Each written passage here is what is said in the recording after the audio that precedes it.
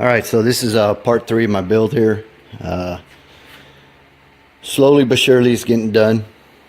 I just want to show you what I've done already. I'll move this out here out of the way. So here's what I got so far. I got the hot side all wrapped up. This is obviously the down pipe. I just have it sitting there temporary. So when I put everything together, I just snugged it down. I didn't tighten it down. So I just want to make sure everything fits. As you can see, I used safety wire for the wrap. That's about 41 thousandths safety wire. I got it from Harbor Freights with the safety wire pliers. To me, it just makes it a lot easier, a lot cleaner, but that's just me. So I got the alternator on. This is a 130 amp. I actually got it from the junkyard. Spun it around. I looked at maybe 2 or 3 of them, and this one sounded like the best. No bearing noise, no nothing. So haven't checked it yet. I will check it. Again, I just put it on right now just for a temporary basis, just so I can mock everything up. Let's see, down here, as you can see, got the crossover pipe. Again, just snugly fit. It's not nothing's tightened down. Wasn't too bad. This clamp here, the reason why I put the alternator on, because I want to see about this clamp, if it's going to get in the way, because the turbo is going to come here. Then the piping to the intercooler starts, so I want to make sure this is not in the way. So it looks like what I'm going to do, so I'll just move it a little bit over. Let's see. Got the air conditioner on. This is not this is a unit that I just had sitting on the shelf. I'm not going to use this one, but again, I'm just put it on just for mocking purposes, make sure everything fits, lined up. I'll get one that's remanufactured. Let's see what else. Oh, one tough thing I had to find was the stud here. They're hard to find. So what I did, I just got the thread. I ordered it from McMaster-Carr. Got a foot length's worth. Measured everything, made sure I had it long enough, and then I just cut it up. Just cut it, and so solved that. Let's see, I also had to order this bolt right here. Again, I just got the correct size, and you can see the washer's just spinning. Again, it's just snugly fit on right now. Let's see what else. On this side, I got the valve cover just on, just to keep any kind of dirt or grime or debris out of there. Again, wrap this here. Put the spark plugs on.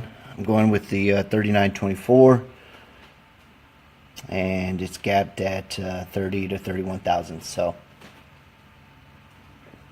let's see, down here I got my oil feed. Maybe a little hard to see, but got that on. Now as far as the oil filter, I originally put the PH16, the Fram. I put it on because that was the one that the Helion kit actually calls for that, but once I started tighten up the bolts a little bit, obviously it was hitting the oil filter, so I went ahead and just took it off. Went online. There's a couple personnel that put recommended oil filter. I think it was the WIX. I don't know the part number offhand, but I do have it. I was a little concerned at first, before I started fitting everything, is this one has the front Eibach sway bar. Obviously it's thicker. So I thought maybe perhaps it might interfere with the down pipe, or the pipe going down there. Wasn't too bad. It actually fits pretty good. It didn't interfere. Let me see if I can get a picture down here. Let's see. So, although it looks like it doesn't fit, or like it's hitting, it's not. It's probably got maybe an eighth of an inch gap.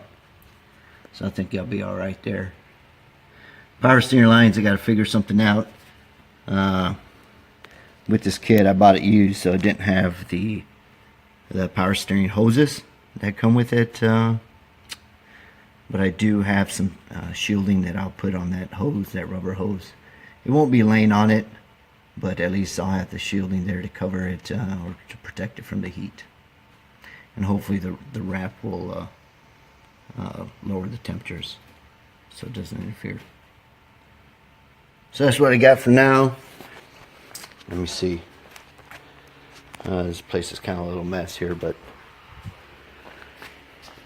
I'll show you what I did there with all that tape. These are the valve covers I'm going to be using. What I did, I picked these up pretty good, used. Now for the old catch can, what I did, I drilled and tapped. I got the 3/8 NPT tap. I bought the fitting from